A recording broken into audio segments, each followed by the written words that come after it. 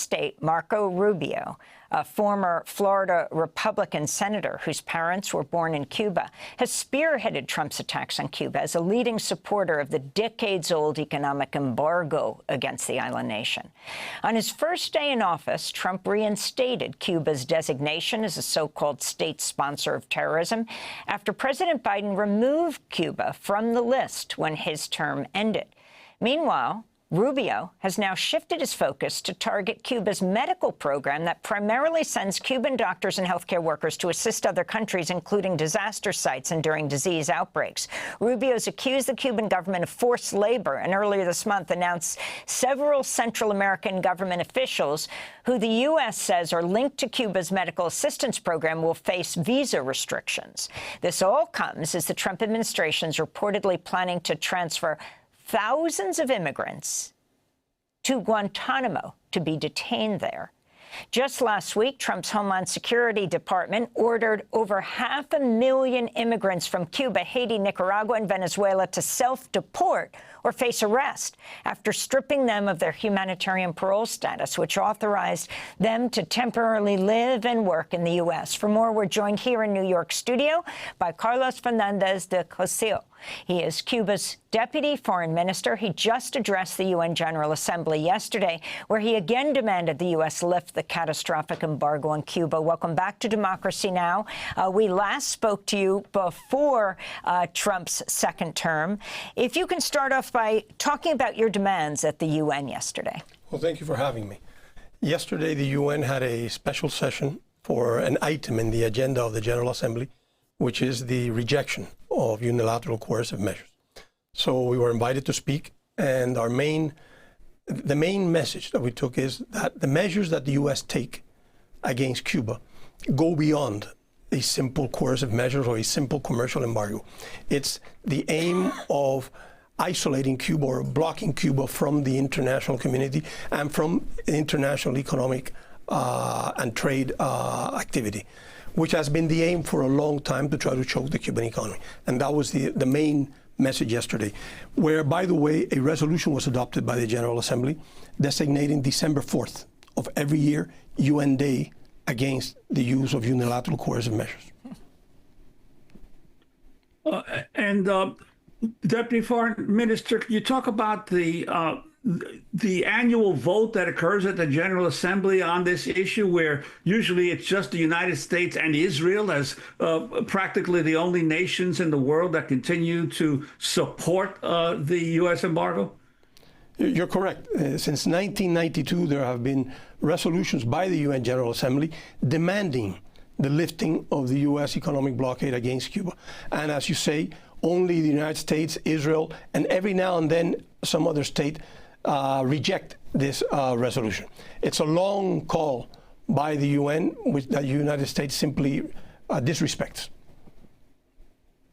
And now that the Trump administration has elevated a Cuban American from Florida, Marco Rubio, as Secretary of State, what has that meant in terms of U.S. foreign policy toward Latin America?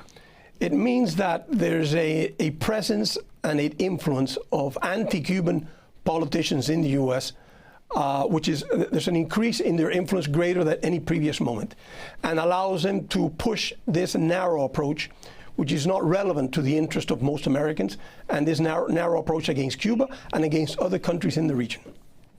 I want to play for you Secretary of State Marco Rubio taking questions during a joint news conference in March with the Jamaican Prime Minister Andrew Holness in Jamaica. It's not that they're Cuban doctors. It's that the regime does not pay these doctors, takes away their passports, and basically it is, in many ways, forced labor. And that we cannot be in support of. Again, not speaking about here in particular, but in general about the program. If you can respond to Marco Rubio's allegations. He has been for several years, since he was a senator, attacking Cuba's medical programs around the world that most people know have been able to deploy more doctors in third world countries than the World Health Organization. He has tried to discredit it, beginning by saying that they were spies, that they were political officials, not doctors. He has changed course. Now he's saying that they're slaves. And he alleges a set of ideas which are absurd, because what the program is very similar to any program taken by U.S. organizations, European organizations, or even UN agencies when they carry out support in terms of how they hire the doctors, how they are paid, how they are provided for, and how they perform their tasks. I want to ask you about the group of migrants that were supposedly en route. Well, they were being deported from the United States to South Sudan. Two of them were from Cuba. We have reports of them being kept in a truck container along with the ICE guards that are guarding them. They were stopped by a judge, so they're in Djibouti. But if you can talk about the deportations and if Cuba is accepting deportation flights now that the U.S. has stripped those who are here on humanitarian grounds from being here. We have with the U.S. bilateral migration agreements that go back to the 1980s. And within them, it includes regular deportation flights for people that the United States considers are inadmissible in the United States. And that continues to go on today. But the real picture here is the hundreds of thousands of Cubans that have come to the U.S. invited by the government. It is known that there has been for decades a policy of privileged flexibility for Cubans. So now you take this great mass of Cubans, which have been invited. They didn't have to tear down a wall to enter the United States. And now the government changes their mind and tells them, no, now you have to return. These are not furniture. This is not cattle. These are real human beings. And migrating is a dramatic decision that have taken the decision to come here, have a family here, have a job here, and now the U.S. tells them that they have to go back. We find it very cruel. We've expressed it to the U.S. government. We've said it publicly, and we think and we find that the politicians, some of them very hostile to Cuba, that have invited these people are now silent and are complicit with their expulsion to Cuba or to another country.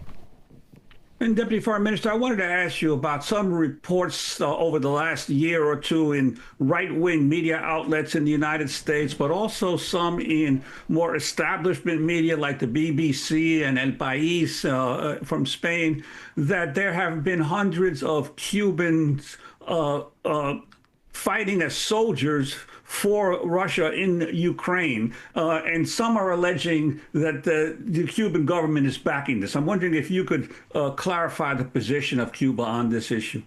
This became public I think it was in August of 2023, and it was Cuba that made it public when we found that there was a network coming out of Russia and coming out of Ukraine and other countries trying to recruit soldiers for that war for both sides. And we were very firm on it. We made it public. We spoke with the Russian embassy, we spoke with the Ukrainian embassy, and we said that this is unacceptable. And we've been very clear that by going to any other country and to try to fight as a soldier from Cuba, you are breaking the law in Cuba. So Cuba has a strong position. We know that there have been found people both on the Russian side and on the Ukrainian side, which are Cubans or of Cuban origin, but it's not, absolutely not something that Cuba is encouraging or where the Cuban government is participating. Deputy Foreign Minister, can you respond to what's happening now between Israel and Iran? I know that the Foreign Minister, Bruno Rodriguez, has publicly condemned Israel's actions in Gaza. If you can talk about Gaza as well. Our President and our Foreign Minister and our government in general has put a very strong condemnation of Israel's unilateral attack against Iran, and for the targeted assassinations that it has carried out. We have been very clear that we reject that. We see it as part of Israel's aggressive role in the region, and it's a follow-up of the genocide that is committing against the people of Palestine. And I'm wondering also if you could comment on the continued use of the U.S. government of Guantanamo as it's sort of its own this place outside U.S. law where it can do whatever it wants and ship people in as prisoners onto the Guantanamo base? The Guantanamo base is a U.S. military enclave in territory that it has taken from Cuba. It is Cuban territory, as recognized by the U.S., but the presence there is against the will of the Cuban people, and we demand for that base to be removed from it. Now, Its use for housing criminals, as is done for many years. Its use for taking migrants and putting them there, we also reject it because of the inhuman treatment that they receive, but also because a great amount of individuals housed there by the U.S. government or imprisoned there, it's a danger to peace. That is a highly militarized zone. It's a danger for peace and tranquility in Cuba and for the countries of the region. Could Cubans be deported from the United States to Guantanamo? Well, not from the U.S. government. It seems that they think that they can do anything. I don't know if they have deported any Cuban to the base in Guantanamo. We know that they are deporting Cubans to Cuba on regular flights, but we don't know of any Cuba that has reached there. We just have 20 seconds. We started with the embargo. Let's end the sanctions. What's the actual effect on people of Cuba? It's a huge effect. It influences daily life, the standard of living, the tranquility, the peace of people, and it is the aim of these coercive measures, to make life as difficult as possible for the Cuban people so that they can have political goals. Carlos Fernández de Cossío, I want to thank you so much for being with us, Cuba's Deputy Foreign Minister. We'll be doing an interview in Spanish and posting it online at democracynow.org. I'm Amy Goodman with Juan Gonzalez.